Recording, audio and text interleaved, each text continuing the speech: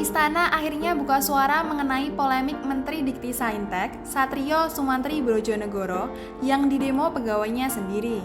Kepala Kantor Komunikasi Kepresidenan, Hasan Nasbi, meminta publik menunggu hasil diskusi internal Kementerian Dikti Saintek. Kita tunggu saja hasil dialog yang akan dilakukan di internal kementerian tersebut, kata Hasan kepada wartawan Senin 20 Januari 2025. Hasan berkeyakinan, persoalan yang kini menjadi perbincangan bisa diselesaikan dari hati ke hati. Sejauh ini kita yakin bisa diselesaikan dengan dialog dari hati ke hati dan kepala dingin, kata Hasan. Sebelumnya diberitakan, Mendikti Saintek Satrio Sumantri Brojonegoro didemo oleh pegawainya sendiri. Aksi puluhan pegawai ASN ini berlangsung di depan kantor Kementerian Pendidikan Tinggi, Sains dan Teknologi atau Kemendikti Saintek di Jalan Pintu Senayan, Jakarta Selatan, Senin 20 Januari 2025 pagi. Menteri Satrio disebut kerap bertindak arogan bahkan bersikap kasar kepada pegawai yang bekerja di Kemendikti Saintek.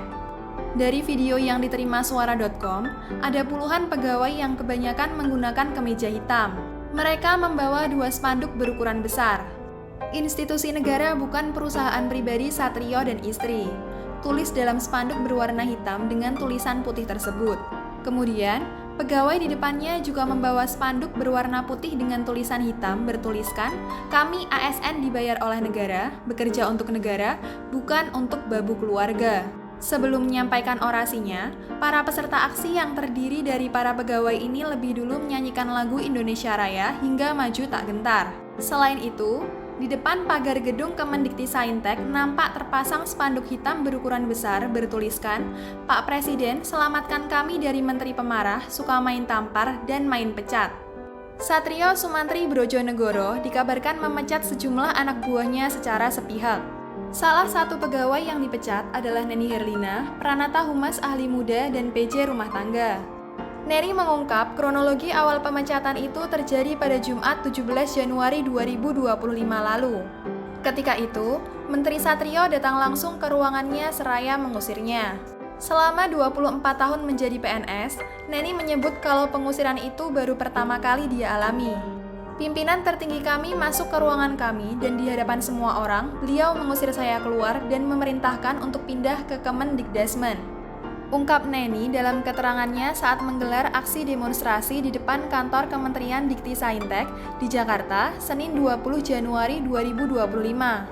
Dia mengungkap alasan Menteri Satrio marah hingga mengusirnya lantaran meja dan kursi di ruangannya belum diganti. Diketahui, ruangan yang digunakan oleh Satrio dulunya ditempati oleh Deputi Dikti Saintek ketika masih bergabung dengan Kementerian Pendidikan dan Kebudayaan.